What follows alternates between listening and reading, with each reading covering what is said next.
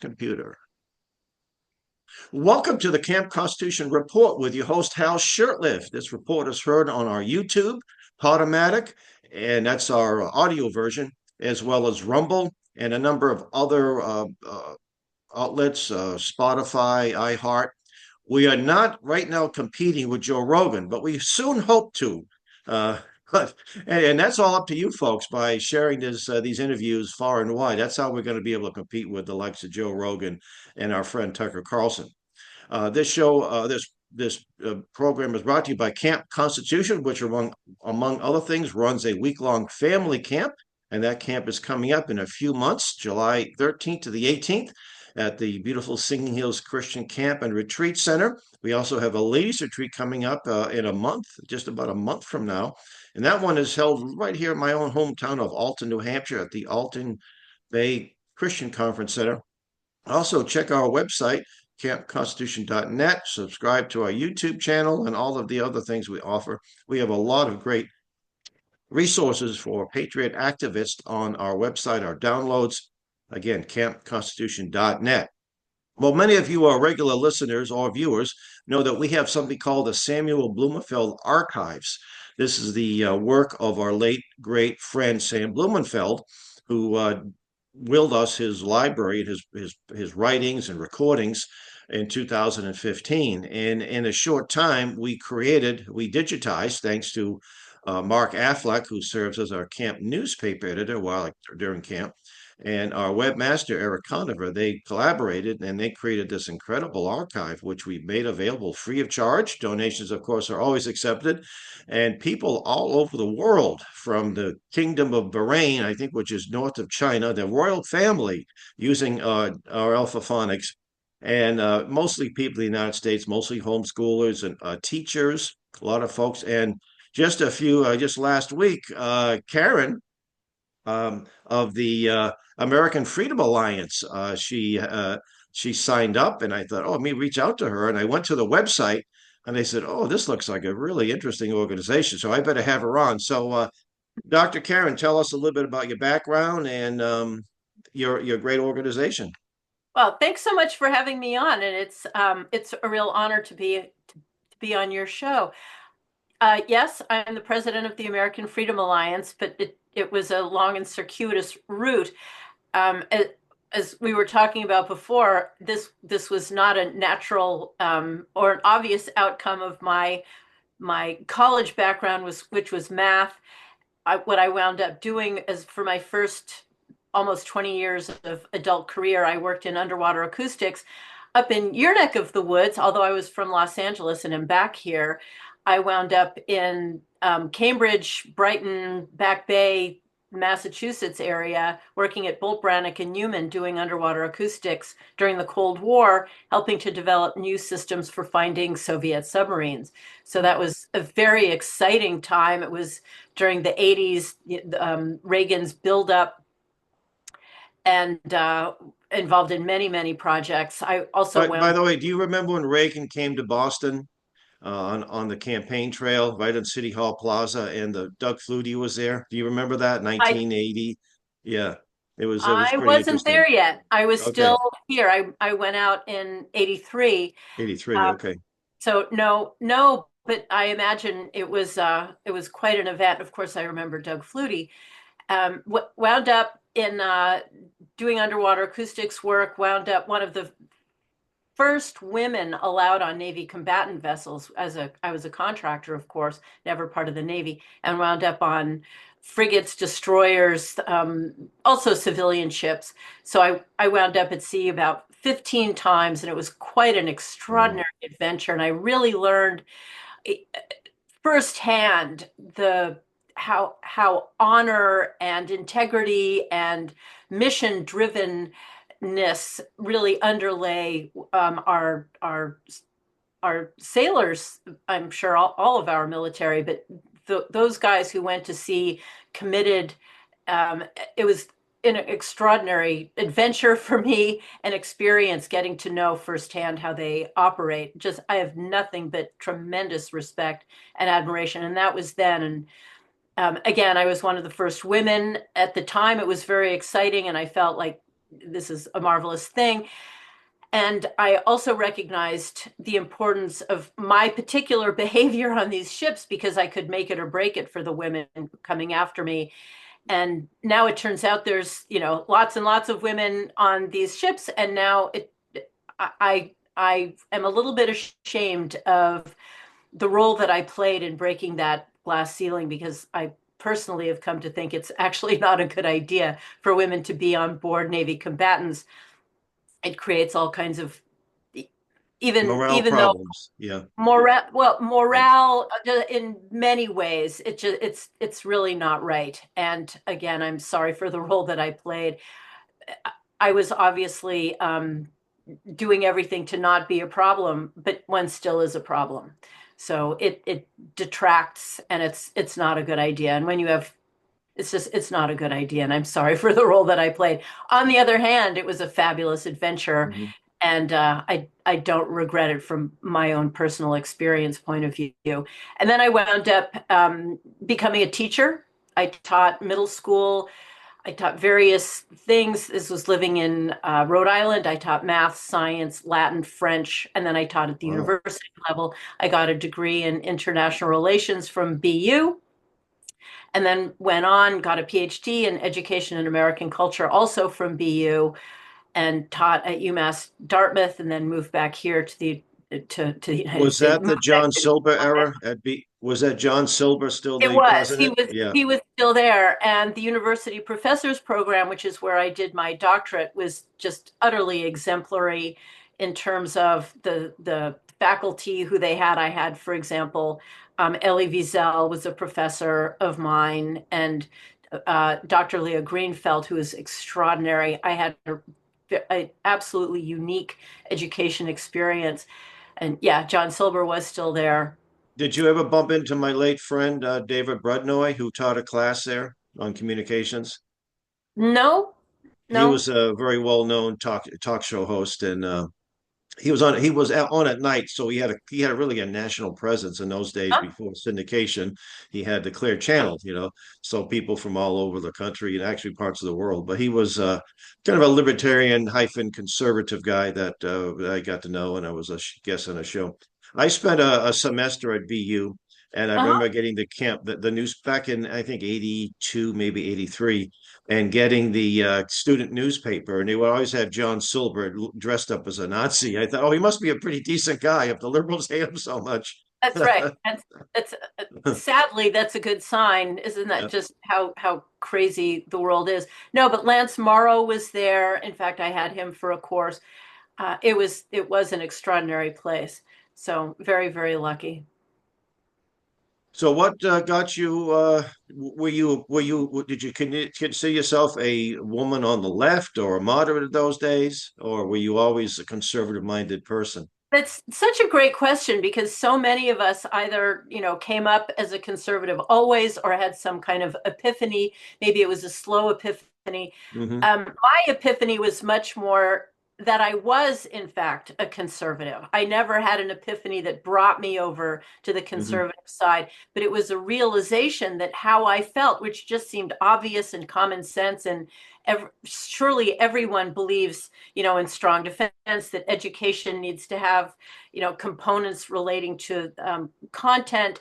We need to have moral character. We need everything that I thought seems so obvious, but then I discovered as a teacher that wasn't the case. I discovered that most of my fellow teachers did not think that the same things were as important as I did at all. They did not believe in a strong defense. They did not believe that children should be taught content, discipline, um, responsibility. Everything was about uh, self-esteem and all of this, and nobody Hmm. really cared what they actually learned as long How as you they feel? Your tried feelings? hard and how you feel, and we were supposed to pat them on the head regardless. And I just felt Yeah. so completely differently about it. And so it was also through my dissertation work that was focused on what young adults read that I discovered, again, things that were obvious to me, like what they read should have good content, should show consequences of action, should be relatively high-minded instead of ab verging on pornography, complete garbage, um, no guidance whatsoever, and that's what was being advocated for them. So it wasn't that I came to the right as much as I realized, to my horror, I must say, that I was on the right. Because what did one know about the right? That NASCAR driving, I don't know. I had all those visions of what the right, as you mentioned, Silbert in dressed as Hitler in a Nazi uniform. That was what I thought conservatives were. So Mm-hmm. it was a real horror to me to discover that that was in fact me until I was pointed in the direction of Thomas Sowell and Victor Davis Oh Hanson, yeah, yeah, various Thomas other Sowell. just brilliant thinkers. And I thought, okay, if this is the side that it turns out I am on, it'll be okay. And then I thought, well, given that now I have to see the world as bifurcated left and right, because nobody I know in the realm that I'm in feels the way that I do, or thinks the way that I think, or has the same worldview that I do. Given Well, that there's this political bifurcation, who are those great thinkers on the left? Because surely there must be comparable to Thomas Sowell and Victor Davis Hanson, and I realized there literally aren't any. At the time, it was sort of Tom Friedman, but the caliber of thought was nowhere to be comparable. So again, my epiphany was more that the world was divided in a political manner in a way that I hadn't quite expected, and that I found myself on the right because it was people on the right who were patriots, who did believe in education, who did want to give children the best and elevate them and teach them, and believe in a strong defense, and again, back to the American Freedom Alliance, believe in actual freedom in ways that the left can't even begin to consider. I also realized that I believed in standards, in ideals, even recognizing ideals might necessarily not ever be attained, but they were still mm-hmm. worth having, that there were constraints in Thomas Sowell's language, that it's okay and important to work towards something. And if you don't make it, it's the striving that's important. And I found that, again, those things were conservative, where to the left, having standards, not that they had different standards, they reject the notion of standards. They reject all of those things that I had just said. And so I started to embrace how my worldview turned out to be. But it wasn't that I changed my worldview. I recognized You where always had it. It's been I my always. observation. It's been my observation, with few exceptions, that most scientists, or I would say hard scientists, not social scientists, have a Yes, conservative mindset because they have to. You deal with absolutes. If that's I'm right. an engineer and I'm building a bridge, there are certain formula that make that bridge durable. I can't worry about what the bridge feels like if it has, 10 tons of concrete. It's not important. Is that, will that bridge withstand the weight, the stress? Will it stand, an earthquake and what have you? And that's an absolute science. There's no room for Right. any foolishness. And when you But do this that, is where, it's deadly. And but this is but exactly Tom where the Sowell, perspective. Yeah. when I got out of the art, I was always a conservative as well, not always a constitutionalist, but it was the Boston Herald back then when it was a conservative newspaper. Hmm. Tom Sowell's articles, I think, 2 or 3 times a week. Don Feder as well, who became a friend of mine, Don. And I think those writers, I mean, they're still at it. Tom's in his 90s now. And I could listen to his interviews going back many years. I've read not all of his books, but some of his books, and he's just a Hmm. profound he also tried out for the Brooklyn Dodgers, so he's a big baseball fan too. And he gave his opinion that the greatest player was Babe Ruth, and I affirm that. And we look at not well, we like the guy or not, but his raw numbers. So he's interviewed a lot by what's that college out in California that interviews him, the host. I can't remember his name, but it's very well done. And of Peter course, Victor, Robinson with Hoover. Yes, so Hoover Institute. Thank you. Yes, as Mhm. well as Victor David Hansen. I really enjoy his, and he's got a regular show on YouTube now, I think, and it's only like a 10 minute. It's not a like a five, and there's nothing wrong with 5 hour interviews. I can put one on and get my work done around the house and still get a lot out of it. So tell us about American Freedom Alliance, and I know you have a lot of information here on this website. You have Freedom Academy. You have let's see. Uh, Upcoming Right. events. So tell us about the But, organization and but, why bef- people should get involved. but before I do that, I just want to make a comment on what you just said about scientists. And I think this is really important to note that um, generally speaking, conservatives, including the hard scientists, it's all about meritocracy. As you say, things are a certain way or they're not. And meritocracies um, celebrate and rely on, I don't know, merit. Can you do a thing or not do a thing? Will it succeed? Won't it succeed? And even now, the hard sciences are being invaded by the whole DEI DEI, business, yeah. which undermines meritocracy. And I worry about our bridges, and we're seeing about airlines and airplane construction and medicine being undermined. So And yes, fire the hard departments. fire departments. So yes, the Yep. hard military, the hard sciences need to be meritocracies, and you destroy them through these leftist ideas. But so I just wanted to make that point. But under our current president, hopefully we're reverting back. So the American Freedom Alliance is a nonprofit organization. We're, I don't know, maybe 19 years old now. I've been at the helm for coming up on 9 years, I suppose. We are nonprofit. We are based in Los Angeles. Avi Davis, the founder, created this to support, advance, preserve the values and ideals of Western civilization. The original thinking was he wanted to combat, he saw five particular threats, and they were globalist governance, Mhm. um, media that was more propaganda. You and I talk Mhm. about this. Yep. Education that's indoctrination. This is why we're here. Um, Encroaching of Islam on Western civilization and radical environmentalism. So Hmm. he was, ahead of his time. Since then, we've taken on many other threats that I'll go into in a minute. But you're interested in these particular things. Um, we during COVID, we started the EBIE initiative, which was every business is essential. If you'll Hmm. recall, they this whole idea of some businesses are and others aren't essential. I felt very strongly that in order to, when we reopen, nobody should ever be considering a business as essential or non-essential aside from consumers. It should be free market, not any candidate or elected official.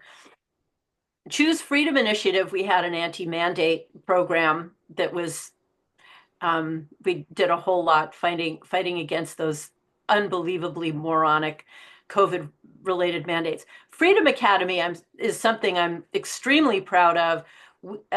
Many years ago, PJ Media created something called the Freedom Academy, and they did 4 series of videos, 30 videos in total, hosted by Victor Davis Hanson. And I was gifted those in the right before COVID, and they're just absolutely remarkable series on the Odyssey of Western civilization, the media, world wars, and so on. And these are absolutely stunning video series that I highly recommend. Then we have our upcoming events, and AFA recommends is just stuff that's from our partners.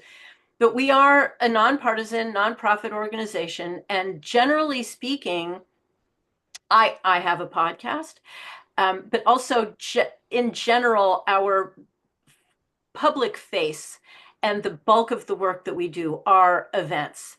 We do small events where we call them literary cafes. I interview an author on a new book related to freedom one way or another. We've had Heather McDonald, Barack Lurie, Daniel Greenfield, Douglas Heather Murphy. McDonald, Heather McDonald, isn't she from the Boston area? That name's familiar. I think I Uh, interviewed her. you could well have. She Yeah. went to high school in Boston, but she is from here, from Los Okay. Angeles, and lives in New York. So she is bi-coastal. Absolutely, just completely brilliant. Writes on meritocracy. This exact point. Writes on meritocracy. Have you interviewed Mary Grabar, who I wrote the have, as a matter good? of fact, Yeah, who she's a wrote friend. the She's yeah, Howard book about Howard outstanding Zinn. Yeah, yeah, Debunking Howard Zinn. yeah, Brilliant book. And yeah. I think someone ought to make sure that that book gets in the hands of every principal of every public school, every history teacher, because it is such an extraordinary expose of not only how he's a plagiarist, which is bad enough, but how he's just an absolute liar. And Liar. and she does just masterful work. She's terrific. So we interviewed her during COVID. So we have Yeah. in-person events, literary cafes, we do small forums, but we also do very big conferences on very big topics. We did one in 2019 on the left's long march through the institutions, which Mm-hmm. pulls together how they've been by design Gramsci. undertaking, undermining, subverting all of our institutions. And by institutions, I mean the media, education, both K-12 and higher education, banking now, the legal profession, and I would add at this point our election process. So and our whole judiciary process. We see how they've taken on, undermined, and tried to destroy all of the major institutions that contribute to our civilization, our culture working. We're seeing a lot of pushback now, but um, Yes. in general, so we did this conference and it pulls everything together. Then we did a big one on propaganda when we reopened after COVID. The one following that was on globalist puppet masters. So we covered the World Economic Forum, the World Health Organization, the United Nations, various of these organizations that really seek to undermine sovereignty, undermine our humanity. And that was That's right. terrific. Followed that one up with what we called World War III, the early years that brought in now China, and that was also 2 days, brought in experts from around the world on topics related to really how we are, in fact, at war.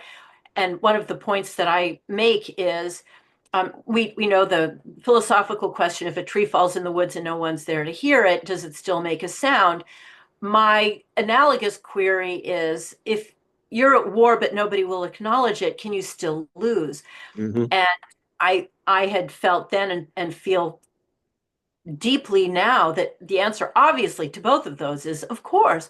And in large part we had been losing, especially when we had a president in the White House who was playing for the other team. Now it feels like we have a much more of a fighting chance, given that we have Donald Trump in the White House. He But understands. let me interject for a second. I have a neighbor two doors down from me. He was a helicopter pilot during in Afghanistan, and he and his fellows pilots and crew members realized that Obama was joining the other team, other side, and they actually had Yes, a bug out plan, in case they had to do it. Thankfully, they didn't come to that. But here, our fighting forces actually realize that the president of the United States is on the other team. that's right. And today, a lot of people don't even realize just how horrible he was. How, truly, Obama was Is unbelievably horrible, and just add to him Hillary Clinton, and then Biden with Kamala was just a whole new level of surreality that we don't even know who's actually the Mhm. president, but all we do know is that they are not on the side of America. And that That's was a correct. very, very difficult time. So given that, we had done this World War III event in Los Angeles, and it was deemed so important that we decided to, and we had support in order to take this on the road. So last year we took it to 5 swing states, our World War III conference. Oh, And because the juggernaut of media and disinformation would lead one to not be concerned about China, would lead one to imagine that, we're not in fact at war, and people make their decisions based on what they believe to be true. So what we wanted to do and did do was bring this an all-day conference to 5 different places, 5 different swing states, and provide actual true information to these important locales so that those voters at least could have the best possible information. What they do with the information, we don't That's know, it. but Yeah, we it's up wanted to to them. ensure Yeah. that they had it. So and look, what happened with these swing states. Each one of them turned to America first, which was very heartening. And thank goodness, what happened in November was pro-America, making America great again, and a recognition that we need to stand strong against the onslaught that comes from so many different directions.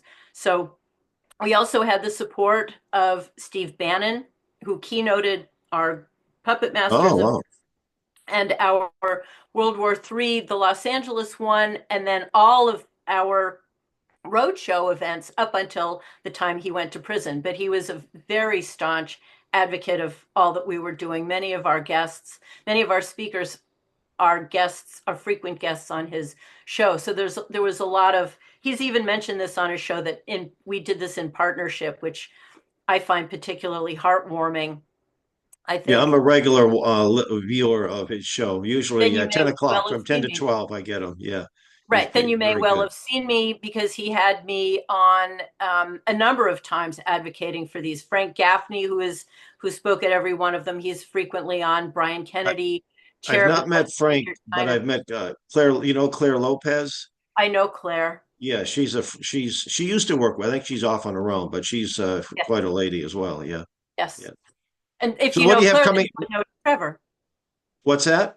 If you know Claire, then you would know Trevor Loudon. Oh, I know. Oh, yeah. In fact, we stayed at the same bed and breakfast at an event in Texas, Brenham, Texas. Uh-huh. But I've known Trevor for about, I think it was in 15 to 16 when I first met him. But he's a great Trevor is guy. a fellow of the American Freedom Alliance, and Oh, Frank okay. is on our advisory committee, and Steve Bannon is as well. So we have quite a range of people. It's absolutely marvelous. Frank, Brian Kennedy, and Trevor Loudon spoke at every single one of our World War III events. Los Angeles, we did one at CPAC, and then all 5 of our roadshow events. So absolutely stunning core team. I know Trevor was talking about the late Justice Ruth Bader Ginsburg, and he said that she planned to retire. Well, she's since passed away, of course, but she had planned to retire to New Zealand. And he said, "When the people were willing to bite the bullet and come to New Zealand if that's what it takes." So he's got a great sense of humor too, which you Oh, really he's need in this fabulous. work. He Yeah. and he is just utterly tireless. Every time I talk to him, he's one side of the country or another. Really remarkable. So you can see at the top of the screen, at the bottom of the screen here, at the top of our feed, we have a Heroes of Conscience Gala coming up in September, where we are in fact honoring Oh, here we go. Steve Bannon, and we're very excited about this. We're also honoring, we have an American Freedom Award that we are presenting to Robert Spencer. We had created that award. You don't have to scroll down as far as that, but you can. American Freedom Award we had created for Phil Haney. If you recall, Phil, he was the DHS whistleblower. He has since died, either suicide or murder. Oh, People have different opinions. Dr. John Eastman, we created an award for him, the Hineni Award. Hineni meaning here I am, Lord. I don't know the task you have set for me, but I take it on eagerly. Dr. John Eastman was one of the main focal points of the onslaught of lawfare. He's been a proxy for Donald Trump. He was Trump's attorney. He's been dealing with all kinds of just outrageous lawsuits filed against him for various things. In large part, they say that he was an election denier. He was trying to find ways to overturn the 2020 election, so on. None of that's true. He just wanted to ensure that there was legitimacy. So we're honoring those 2 great men, as well as Steve Bannon. Bill Whittle, who's a great friend of mine, local, he's local here, just brilliant thinker. He will be our master of ceremonies. So that's coming up in September. And Excellent. we're urging people, and more information's, well, right here, and there's a link below. We just did have John Eastman, if you did want to scroll further down, John Eastman come out and speak. We've had him speak a number of times. He spoke at our, there's us. He spoke at a few of our war room events. I'm sorry, a few of our World War III events, connected to the war room, World War III events, and just brilliant, brilliant man. We had Raheem Kassam speak at our holiday party, just absolutely wonderful.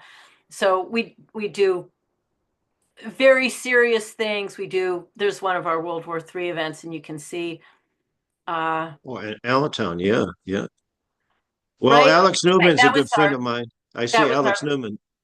yes, Alex is one, Alex he's one of Newman. our regular instructors. He comes to our family camp since 2020 with his whole family.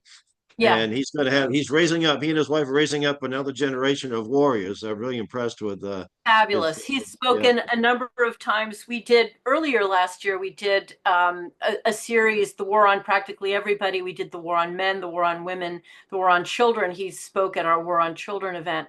So you could just see these are G. Van Fleet, Ben Berquam, Greg Autry, uh, just amazing, amazing people. And all the videos are on our Rumble channel. We put them up on YouTube, but usually they get taken They down. take him down or they shadow ban. Yeah, we have a YouTube channel and apologize. I don't have a nice studio, but I have several dogs, and when there's some critter running around in the woods, they get a little excited.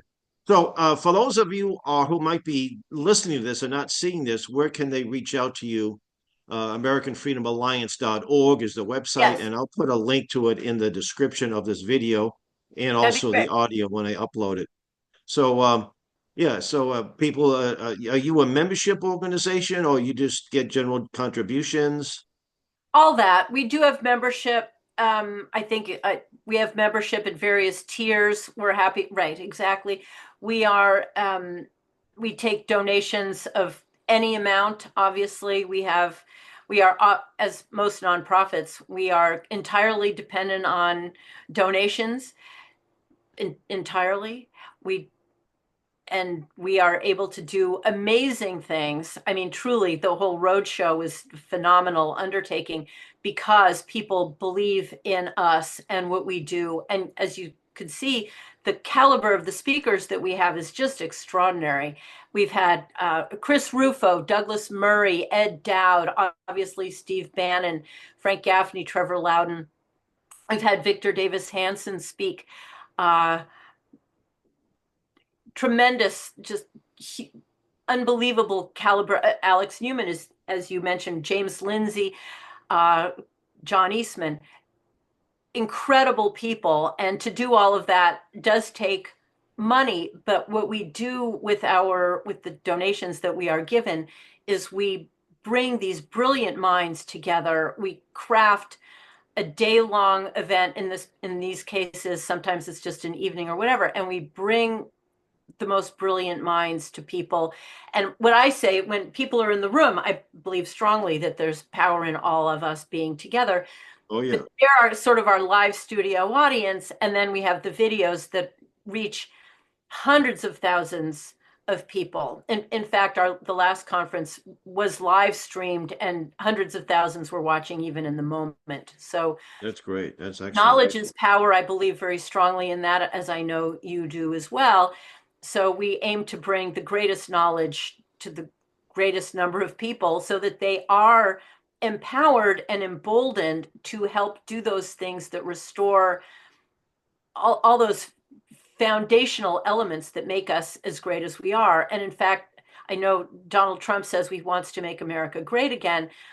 I completely stand by that. But I also think there are other steps that need to be taken. In particular, we need to make America America again. Again, that's And right. that's in large part through education, through restoration of constitutional rights, in particular, all of those under the First Amendment, religion, speech, all of that. And so I think we're in great alignment in your mission and ours, because these are fundamental, and you destroy them and you destroy the country. And we've been seeing how the left has been working 24/7 every day of every Yes, they do. year Yep. to The undermine and destroy. And we tend to not see things with the same urgency and constancy as they do. So that's why I'm grateful to you for what you do.